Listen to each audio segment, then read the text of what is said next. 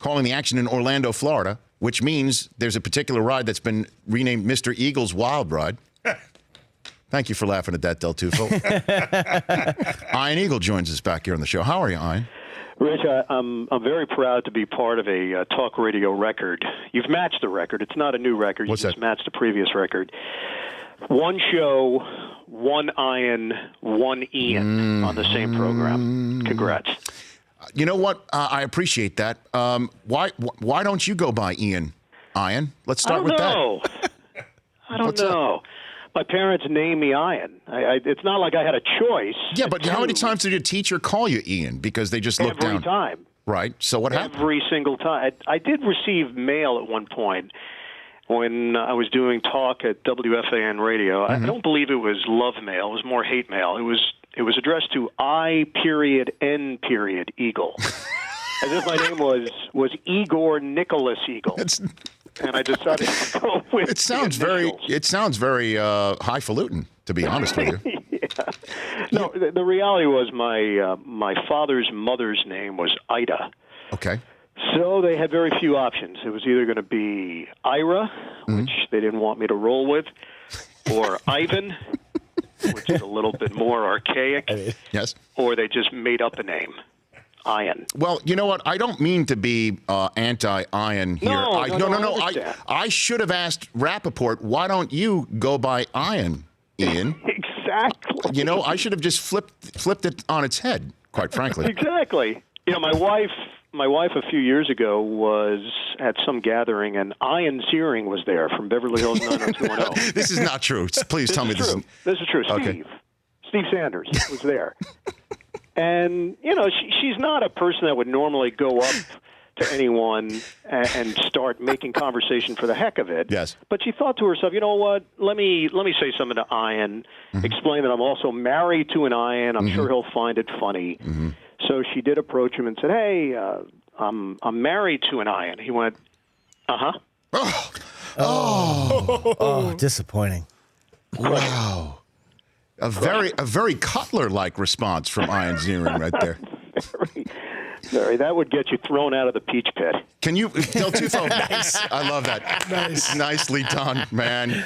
Can you play for the moment when we called John Voight on this show? Just not to be completely off track, but we are now. We're off the rails now, Ian.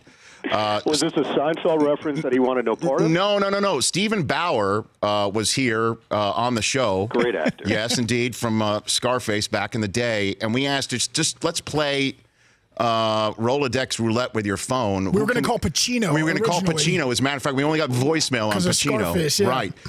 So then he's just like, let's call John Voight. And then this was the exchange. This is more John, it's Rich Eisen. I'm a huge fan of yours. And I just wanted to say hello. That's all I wanted to do. There you go. So,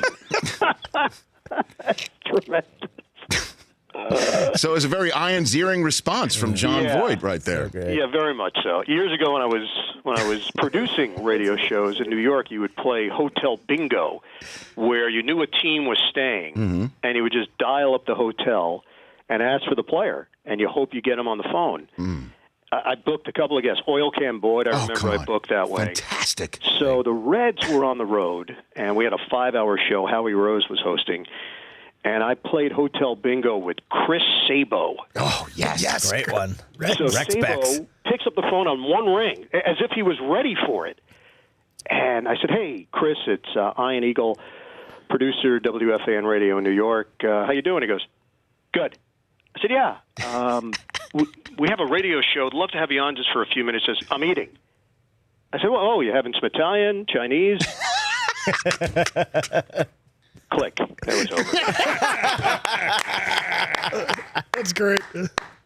How do I pivot to sports talk, Ian? Help me out with this one. How do I pivot? Well, we got the NCAA tournament here in Orlando. That's right. So you've got Exciting time. Okay. So here are the games. Let's go through it here. Ian Eagle and Steve Lavin on the call of Virginia, UNC, Wilmington. Oh, you got a 5-12, Ian. You got a 5-12. And you got a 4-13 with Florida, East Tennessee State. That's got upset written all over a couple of them. Yeah, I think people are jumping on the East Tennessee State game, from what I could tell initially, as a potential upset special because Florida didn't fare that well towards the end of the season. Got knocked off by Vanderbilt a couple of times. Haven't been in the tournament for a long stretch, and people just like to find, as you said, those 13 seeds that have a little bit of juice, and that could be one of them. Mm-hmm. And then those directional Tennessee states. Those are the ones. You got either you're in the middle part of the state or the east, and you got to watch out for those. Trust me, as a play-by-play guy, you double check when you come back from break. It's one of those. We're East Tennessee State, right? Yeah, East Tennessee State.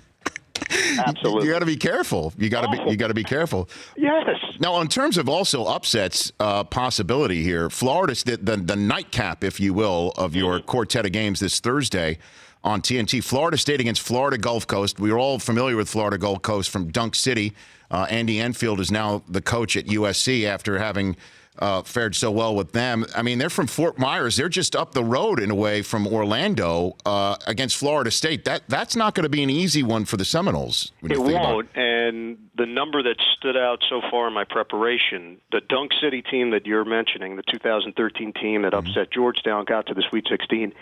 This year's team, Florida Gulf Coast, has more dunks than that team. No way. Yes. So Joe Dooley has carried on the tradition of Dunk City. I think it's a little bit more structured offensively. That was absolutely just let it rip and attack the rim at all costs. But this team won 26 games. They went 12-2 in their conference. They're a 14 seed, and they've got one of the great players that nobody's heard about. Brandon Goodwin is their do-everything star. The only issue, you look at Florida State, Rich, they're the biggest team in college basketball. The tallest team, pound for pound. 7'1" center, 7'4" backup center, 6'10" power forward. They go 6'6", 6'7", 6'4" in their three-guard set. That's going to be the one challenge with Florida Gulf Coast going against these trees. Ian Eagle joining me here on the Rich Eisen Show. And then there's Maryland and Xavier sitting there right in the middle of Florida.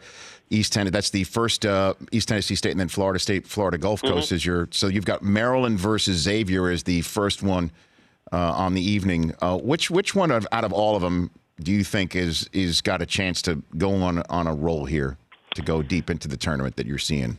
Yeah, I think actually all four of the games that we have could be very competitive, considering the matchups. Virginia is not a team that usually blows people out, so the style of play that Virginia has, try to limit the possessions, and then what North Carolina Wilmington is going to try to do is run up and down the floor. They average about 80 points per game, so you're talking about the antithesis in approach. So that one should be very interesting. We already talked about that Florida matchup, and this one, Maryland is one of those teams you're trying to get a gauge on.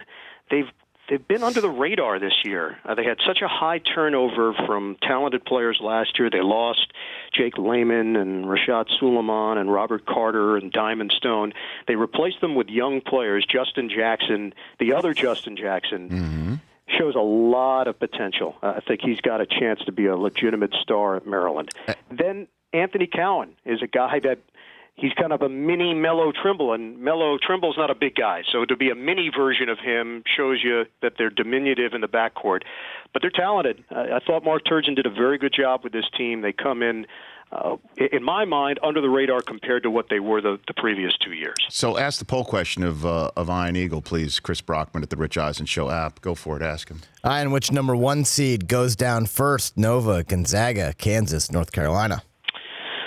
I'd say Gonzaga, just based on the fact that they're not tested like the other teams are. The other three teams have been tested throughout the year. Kansas is not deep, but they're really talented. And they're still a team, I believe, that can get on a roll. I know people jumped on the Big 12 conference loss, but that's not enough to dissuade me. I would say Gonzaga of the four. And I don't know if it's in the notes that you got from research, but part of the resume for Gonzaga, and again, it might not have been mentioned at all by Joe Lunardi, bracketologist of ESPN, or the interestingly named Jerry Palm. Yes, a number of teams got palmed. Yes, they did. The tournament. They did. But on the Gonzaga resume is they are the adopted show of the Rich Eisen Show, the adopted team. Oh, they are? Yes. Well, here's the rule, Ian. if you win your first 28 regular season games in any sport, It's enough. yes, you're adopted. So I think they've been tested, but we'll see. Okay, can I strike my answer from the record? Sure. No, please go. No, I'm for it. gonna stick with Gonzaga. Okay, stick with Gonzaga.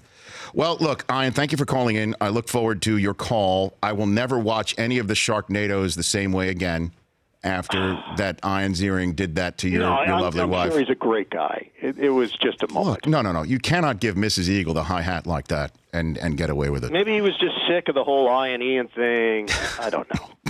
How many people, though, have come up to Ian Ziering and say to him, hey, my husband's name is spelled Ian, but it's pronounced Ian? Right. Just How many times his does own he? Wife. That's it. Only other person that ever came up to him and said that. All right. Well, thank you for that passport to fun. Enjoy down there in Orlando. Thanks. See you guys. Take care, Enjoy the Ryan. madness. There you go. Ian Eagle. The Rich Eisen Show, weekdays at noon Eastern on Audience.